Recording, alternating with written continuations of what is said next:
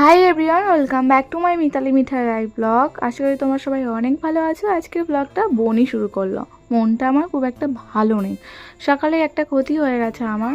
এই যে ফোনটা দেখো, ডিসপ্লেটা কিভাবে নষ্ট হয়ে যাচ্ছে ধীরে ধীরে। আজকে সকালে আমার হাত থেকে ফোনটা পড়ে গেছিলো। যে কোনো জিনিস যতই সাবধানে রাখো, কিছু না কিছু একটা প্রবলেম এসেই যায়। এই কিছুদিন আগে একটা নতুন ফোন নিয়েছিলাম, সেটা স্পিকারের সমস্যা হলো, সারিয়ে নিয়ে এলাম। আবার যেই ফোনটাতে আমি ইউটিউব ফেসবুক কাজ করি, তো সেই ফোনেরই ডিসপ্লেটা খারাপ হয়ে যাচ্ছে।